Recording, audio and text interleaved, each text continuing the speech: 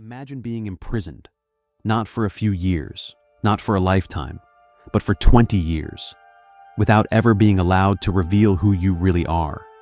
Your face is hidden, your name is erased, and every person assigned to guard you is ordered to remain silent. It sounds like a legend, but this prisoner really existed.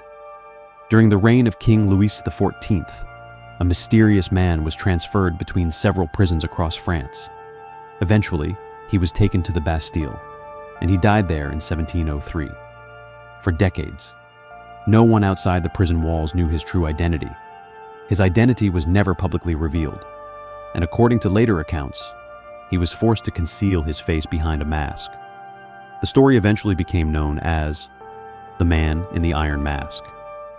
But there is something important to understand. The famous Iron Mask may never have existed. Historical accounts describe a black velvet mask. The image of an iron mask became famous much later. Writers transformed the prisoner into a far more mysterious figure than the original records suggested. But beneath the legend, there was a real prisoner, and his story goes back decades earlier. In 1669, a man named Eustache Dauger was arrested. The orders concerning him were unusually strict. The prisoner was forbidden from speaking with other prisoners.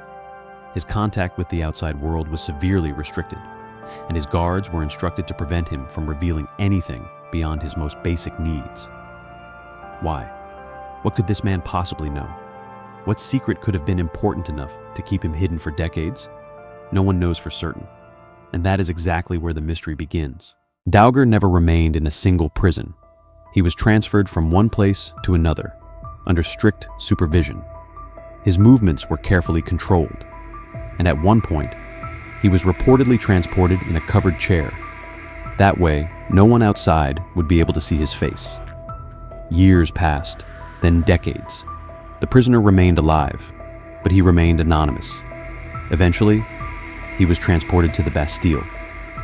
The fortress had become one of the most famous prisons in France. Its massive stone walls were designed to keep people inside, and information outside. Inside the Bastille, the mysterious prisoner was kept under strict surveillance. He was reportedly served by the same guard who had watched over him in other locations. He was allowed certain comforts, but his identity remained unknown. Then, in 1703, the prisoner died. His body was buried under a false name, and with his death, the opportunity to question him disappeared forever. But the mystery did not die with him. On the contrary, it only grew stronger. Who was this man? Why had he been imprisoned? Why was his face concealed? And why did the French monarchy consider his identity so dangerous? As the years passed, theories multiplied. Some believed he was a disgraced nobleman. Others claimed he was the victim of a political scandal. Some thought he was a spy. Others believed he had committed a crime against the crown. And then, the most extraordinary theory emerged. What if this mysterious prisoner wasn't an ordinary criminal? What if he was connected to the royal family? What if he was the secret brother of Louis XIV? The idea was irresistibly fascinating. A secret royal heir, hidden away from the world. A man who bore a remarkable resemblance to the king, but whose existence could threaten the throne. The story became legendary. But there was one problem. There was no definitive evidence to prove it, and historians began searching. For centuries, historians have examined the surviving records, prison records, letters, royal documents, names, dates, and reports from the men who guarded the prisoner. In historical investigations, two candidates have repeatedly emerged. One of them was an Italian nobleman named Ercole Mattioli. He had become involved in a political dispute with Louis XIV. He was imprisoned, and his story seemed to match some aspects of the mystery.